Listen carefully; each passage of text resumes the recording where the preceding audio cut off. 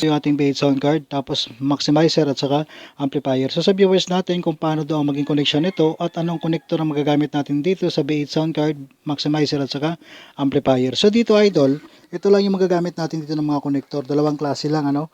Ito yung ating 3.5 to dual XLR male. Ito yung magagamit natin sa B8 sound card to maximizer. Tapos ito naman yung ating isang connector na dual XLR female to dual male RCA, maximizer to amplifier. So ito naman yung magiging connection natin dito idol sa ating ganitong setup. So pwede yung ganitong setup lalo sa ating sound na pangbahay lang ano. So itong ating maximizer dito, ayan, tapos itong ating B8 sound card dito. So ito ang ating gagamitin na connector. Mula sa ating B8 sound card, ito yung 3.5 to dual XLR male. Mag-output lang tayo dito sa ating monitor output ng ating B8 sound card. Ito yung monitor niya. Dito tayo mag-output itong 3.5. Tapos, papunta lang ito sa input ng ating maximizer. Input ng channel A at saka channel B. Itong dual XLR male na to. So, input tayo dito sa kabilang channel ng ating maximizer dito. Ayan.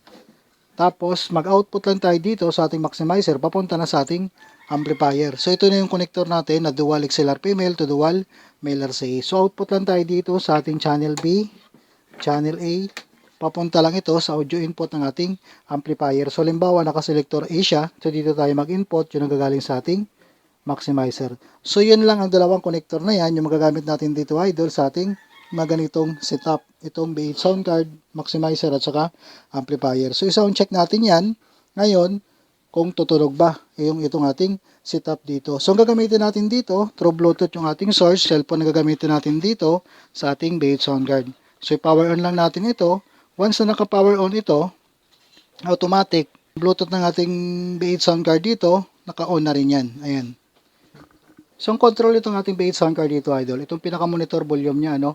Ito yung pinaka-output na signal ng ating B8 sound card dito. Ito yung pinaka-volume niya, pinaka-main volume niya. So, ito, dapat naka-fix ito. Check natin. Ayan yung ating B8 sound card. So, ngayon, maglilink lang tayo dito ngayon ng ating cellphone. Buksan lang natin yung Bluetooth ng ating cellphone dahil naka-on na ito. So, automatic naka-on na yung ating Bluetooth dito. So, i-connect lang natin yan, idol. Per device lang, magagamit na natin yung Bluetooth connection o through Bluetooth na dito sa ating B8 sound card. So, katulad dito, ayan, BHS ha. I-click lang natin yan para ma-connected lang siya, no? So, nakapiring naman na ito, automatic, ayan, active na siya. So, pag nag-play tayo dito sa ating cellphone, automatic dito, ang pinaka-control ng ating volume, itong monitor volume, tapos itong accompany kapag through Bluetooth, yung ating magiging source dito. So, ito na ang ating accompany. Itong monitor kasama dito sa ating mic volume. Ito na, idol, naka-play na yung ating source dito, tapos yung volume ng ating maximizer dito, ayan, so naka 11 o'clock lahat yan. Yung ating low at saka pang mid-high natin dito. So, accompany lang ang kailangan na i-volume natin dito, at saka monitor, tutunog na yan yung ating magiging signal. So, ito na ngayon yung ating pinaka main source, ano, o yung ating magiging semi-mixer itong B8 sound card. So, mag-volume tayo dito sa ating company. Ayan, tapos monitor.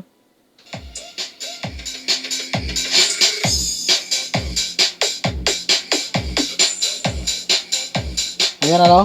So, meron na tayong sound dyan, katulad yan. So, pinaka-control lang lagi natin dito kapag sound, dito lang sa company. Ayan. Para kung may ginagamit tayong microphone dito, nananatili yung ating microphone dito sa ating monitor volume dahil naka-volume ito. So, itong company para lang ito sa music o signal natin dito sa ating through Bluetooth connection. Katulad nito. Ayan, ano. Kung nag-volume tayo dito, ayan, nawawala yung ating sound dito. So, kapag gumamit tayo ng microphone, pwede dyan, idol, ano. Dynamic microphone, pwede natin gamitin dito. Kailangan lang natin ng connector na mayroong 3.5 input dahil yung ating input dito sa ating microphone naka 3.5. So ngayon, idol, kung gusto nyo naman gumamit ng wireless microphone, same lang din ang input dito sa ating microphone. Dito lang din yan sa ating mic input, mic 1, mic 2 dito sa ating condenser mic, itong 3.5 niya. So pwede tayo gumamit dyan ng wireless microphone. Dito lang din ang input kung saan tayo nag-input itong ating dynamic microphone. So ito yung ating ginagamit dito ng microphone cord dahil naka B8 tayo dito. Ito lang. So, mas malinis siya, idol, pakinggan kapag naka-wireless microphone, ano? Dahil kung minsan, pag nag-mic cord tayo dito, ito, pag nag-on tayo, mayroon siyang tunog. Ito, mic 1 lang dito, kapag nakababa ito hindi tutunog yan. Ayan. So, ayan. Check natin. Mic volume or monitor volume muna. Low sound check. Microphone volume dito. Ito. Ayan. Tapos yung echo. Ito yung triple niya at saka bass para ito sa ating microphone control. Yan, monitor. Kapag nakababa yung monitor o naka-volume, mayroon tayong output na papunta rito sa ating setup. So kapag naglagay tayo ng company, tutunog yung ating music dito. Ayan. Check, mic test. Ayan. So pwede natin ito magamit. Yan lang idol ano. Yung ginamit natin dito na connector mula sa ating B8 sound card, dito sa ating maximizer, tapos sa ating amplifier. So yan lang, dalawang klase lang.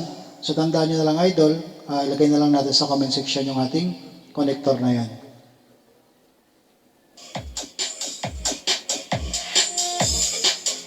Yan ano. Okay na.